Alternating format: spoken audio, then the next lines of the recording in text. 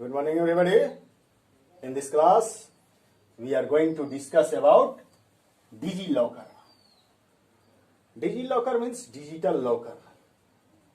It is a facility that has been launched under the Digital India scheme for proper organizing and storing the documents of a citizen.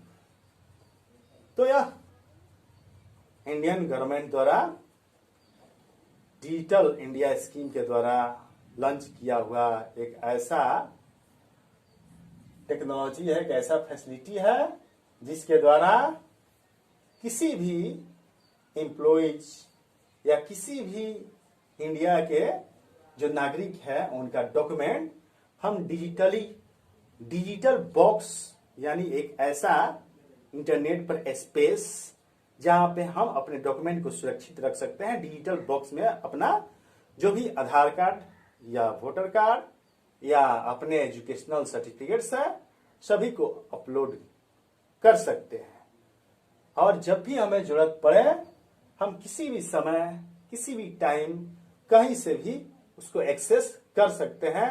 अगर हमें अचानक किसी भी field में उस document को verification कराना है या जो भी हमें वर्क हो, तो इसके लिए हमें यह फैसिलिटी हर एक नागरिक के लिए 1 GB स्पेस प्रोवाइड करती है जहां पे हम अपने डॉक्यूमेंट को अपलोड करके रख सकते हैं और भविष्य में कभी भी उसको एक्सेस या वेरीफाई कर सकते हैं।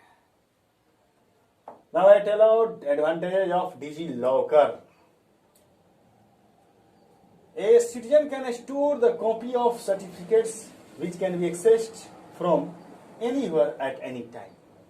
तो डिजीलॉकर का यूज करके कोई भी नागरिक अपना डॉक्यूमेंट का कॉपी सर्टिफिकेट जो उनका है उसको अपलोड कर सकता है डिजिटल बॉक्स में और उसको किसी भी समय और कहीं से भी एक्सेस किया जा सकता है। कोई भी जियोग्राफिकल एरिया मायने नहीं रखता कि हम इतने दूरी पर चले गए तो एक्सेस नहीं कर सकते हैं, केवल हमें उसका यूजर आईडी और पासवर्ड मालूम होना चाहिए, ओटीपी हमें जानकारी में होनी चाहिए।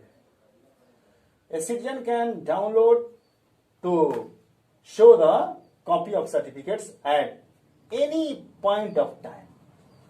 तो उस सर्टिफिकेट को कभी भी हम डाउनलोड कर सकते हैं और किसी को भी हम उस सर्टिफिकेट को दिखा सकते हैं किसी भी समय। यह सुविधा है ना डिजीलॉकर के द्वारा, जिसके द्वारा हम अपने डॉक्यूमेंट को एकदम सेफली स्टोर कर सकते हैं।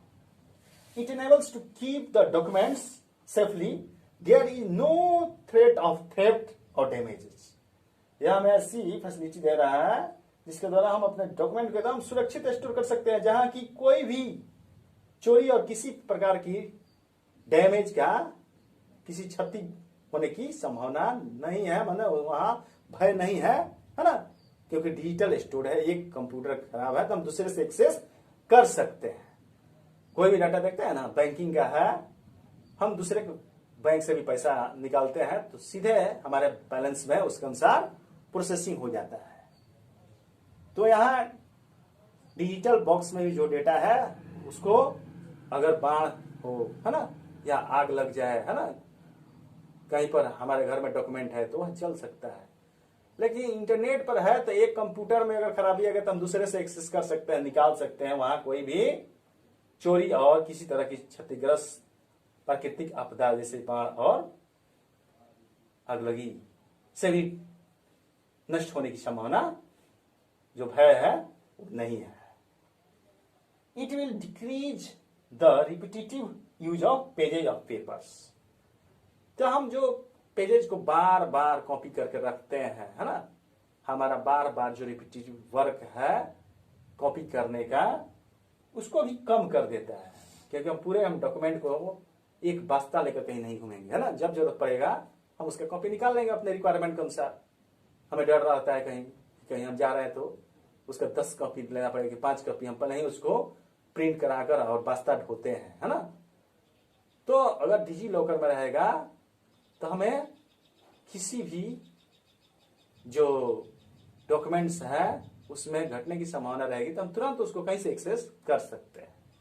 तो आजकल क्या है, पूरा डिजिटल इंडिया का सपना मोदी जी का जो है साकार होते दिख रहा है, जहाँ पे हर मार्केटिंग जो हो रहा है, ई कॉमर्स के द्वारा हमारा बिजनेस व्यापार चल रहा है, जहाँ पे इंटरनेट के द्वारा उत्पादों का क्रय बिक्री हो रहा है ना, घर बैठे बैठे।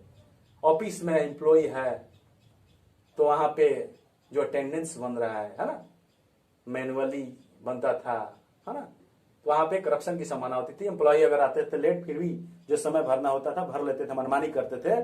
लेकिन आजकल क्या है, इंफ्रारेड या स्वीप कार्ड या biometric system, biometric attendance system के द्वारा बन रहा है, जहां पे रियल टाइम पर जो अटेंडेंस है स्टोर्ड हो रहा है ना।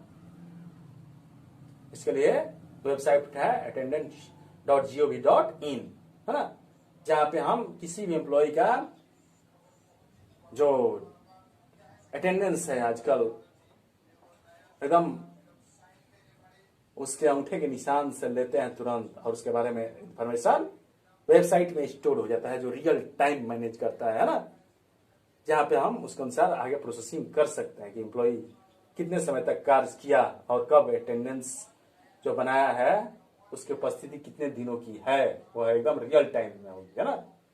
ऐसे नहीं कि 2 दिन नहीं आया और अटेंडेंस बन गया, ऐसी समझ नहीं रही। सारे करप्शन रुक रहे हैं ये डिजिटल इंडिया के द्वारा, है ना।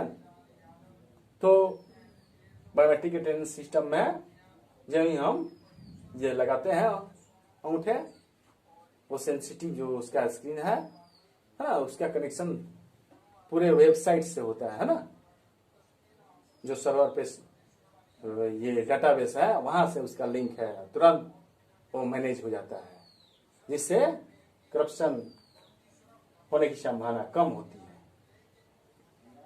तो आजकल देख रहे हैं एम्प्लॉय के अटेंडेंस जो है बायोमेट्रिक सिस्टम से बना है, अटेंडेंस सिस्टम से बना है, और हर जगह जो ऑफिस है ना, ब्लॉक है या हॉस्पिटल्स है, जो भी आय व्यय हो रहा है उनके सारे ब्यौरा, है ना, मिनट सेकंड में इंटरनेट के द्वारा हेड ऑफिस में चले जा रहे हैं, डिस्ट्रिक्ट हेड ऑफिस में, वहां से फिर राज्य लेवल के जो है ना मेन ऑफिस है वहां जाते हैं, फिर सेंट्रल में पहुंच जाते हैं। तो जहां पे एकदम टाइम का बचत भी होता है और हमारा जो काम होता है रिलायबिलिटी के साथ होता है। कोई भी व्यक्ति उसका कॉपी कहीं से देख सकता है और इफिशिएंटली होता है, एक्यूरेटली होता है, रिलायबिलिटी होता है उसमें, है ना, टाइमलीनेस रहता है। तो डिजी लॉकर के द्वारा हम अपने आधार को अगर लिंक कर देते हैं उससे, है ना, जब भी चाहे किसी डॉक्यूमेंट को हम अपलोड किए हैं सीधे OTP अपना डालेंगे और लॉगिन होकर उसको कहीं से एक्सेस कर सकते हैं। तो अगले कक्षा में आपको बताएंगे कि कैसे हम डिजी लॉकर पर अपना अकाउंट बनाएंगे और कैसे डॉक्यूमेंट को एक्सेस करेंगे। तब तक आज जो डिजी लॉकर के बारे में और इसके एडवांटेज है इनको कॉपी में नोट करके प्रिपेयर कर लेंगे। आज इसी के साथ इस कक्षा का समापन होता है। धन्यवाद, नमस्कार।